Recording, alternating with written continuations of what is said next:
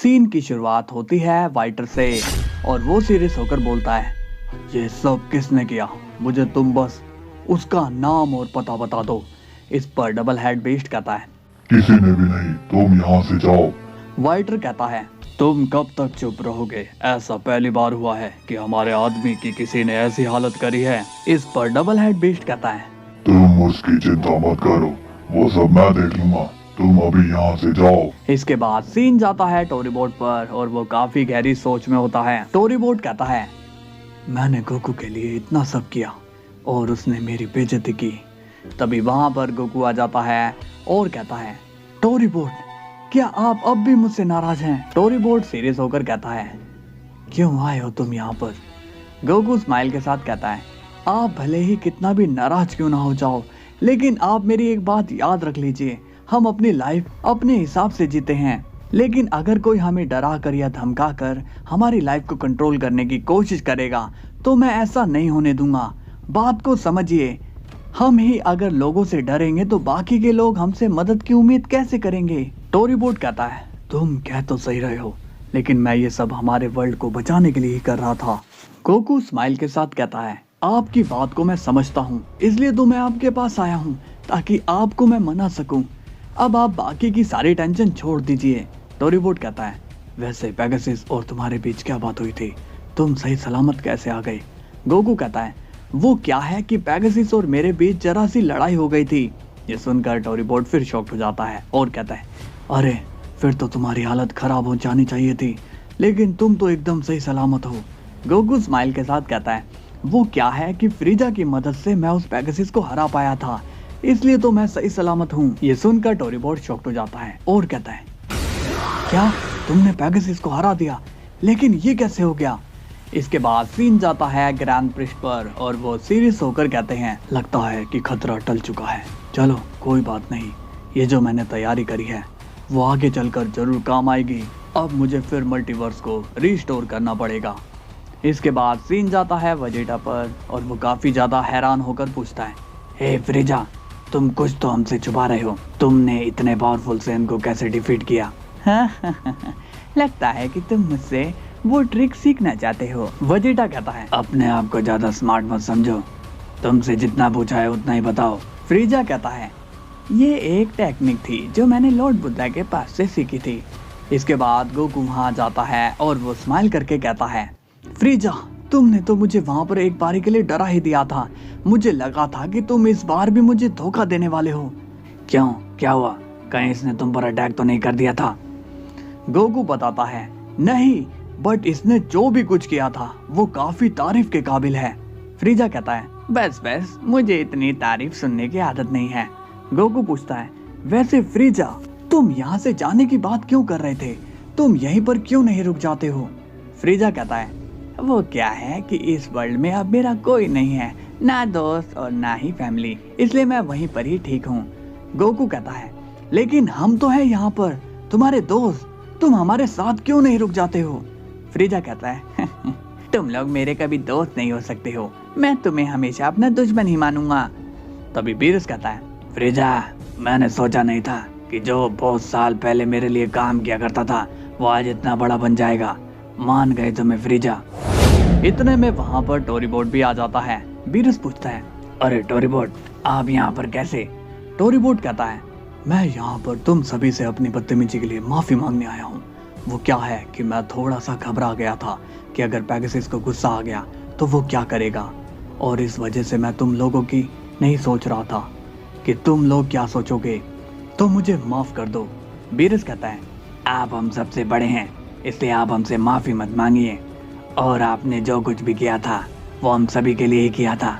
Tori boat कहते हैं, हाँ, पर अब मुझे पेगासस का कोई डर नहीं है, इसलिए मैं भी अब तुम लोगों के ही साथ हूँ। इसके बाद सीन जाता है डबल हेड बीस्ट पर और उसके सामने पेगासस अभी भी जख्मी हालत में पड़ा है, उसे अभी तक होश नहीं आया होता। डबल हेड बीस्ट कहता है, मैंने तुमसे कहा था कि अपने आप पर कंट्रोल करो, हर किसी पर हमला मत करो, लेकिन तुमने मेरी बात मानी नहीं। लेकिन अब और नहीं, अब तुम्हें मैं ठीक नहीं करूँगा, अब तुम्हें खुद ही ठीक होना पड़ेगा, तब तक तुम ऐसे ही पड़े रहो। दूसरी तरफ हम देखते हैं वाइटर को और वो खुश होकर कहता है, इस पेगासस को उन लोगों ने इसकी औकात दिखाई दी। काफी मजा आया उसकी हालत को देखकर। मैं तो कहता हूँ कि उन लोगों को इसे खत्म ही कर देना चाहिए था। अब सीन जाता है गोकू पर और वो टोरी बोर्ड से बात करता है और पूछता है, क्या आप किसी ड्रिप वर्ल्ड के बारे में जानते हो? वो क्या है कि पेगासस इस वर्ल्ड के बारे में बात कर रहा था और फिर मुझे भी एक बार के लिए ड्रिप वर्ल्ड दिखा था। इस पर टोरी बोर्ड कहते हैं, हाँ मैं ऐसे ही एक वर्ल्ड को जानता हूँ। वो वर्ल्ड काफी शांत और लग्जरी टाइप का है, मतलब कि वहाँ पर हर चीज की फैसिलिटीज है, लेकिन वहाँ के बारे में मैंने बस सुना है, उसे देखने का मौका नहीं मिल पाया।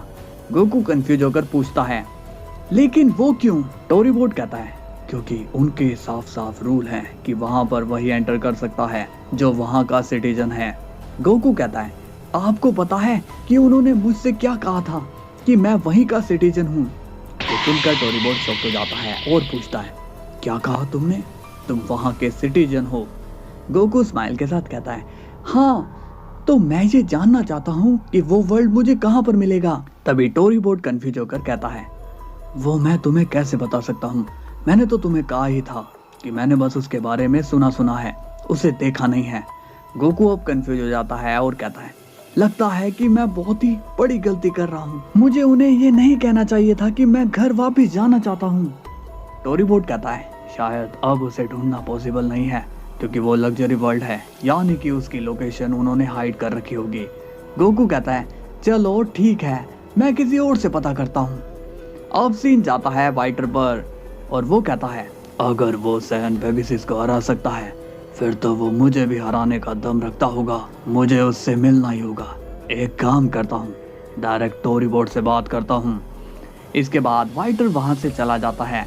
इसके बाद हम देखते हैं वेजिटा को और वो काफी ज्यादा कंफ्यूज होता है। यहाँ मैं इतनी साल की ट्रेनिंग से पावरफुल नहीं बना और ये फ्रीजा एक पावर में वहां जाकर स्ट्रॉन्ग बन गया। ऐसा हमेशा मेरे साथ ही क्यों होता है? क्यों मैं ही हमेशा पीछे रह जाता हूँ? कहीं मैं कोई गलती तो नहीं कर रहा हूँ? तभी विच वहां आकर बोलता है, लॉर्ड वेजिटा, मेरे हिसाब से तो आप कोई गलती नहीं कर रहे हो क्योंकि फ्रीजा की रेस और आपकी रेस एकदम अलग है। फ्रीजा की रेस काफी रेयर है, इसलिए वो हमेशा थोड़ी सी ट्रेनिंग के बाद आप लोगों से आगे आ जाते हैं, तो ये उसका एडवांटेजेस है। बस ऐसा नहीं है कि आप मेहनत नहीं कर रहे हो। वेजिटा बोलता है, तुम क्या तो सही रहे हो, लेकिन एक चांस तो मुझे भी मिला था जब मैं ड्रिप वेजिटा बना था, तब उस समय भी मेरी किस्मत काम नहीं करी। आखिर ये कब तक चलेगा? विच कहता है, शायद आप अभी उसी चीज के लिए रेडी ना हो तो। ये सुनकर वेजिटा थोड़ा हैरान होता है। कुछ दिन बाद डबल हेड बीस्ट कहता है, तो तुम्हें होश आ ही गया? पेगासस कहता है, मैं कहाँ हूँ? हाँ वो सैन कहाँ है? डबल हेड बीस्ट कहता है, तुम अभी भी उसे ही याद कर रहे हो?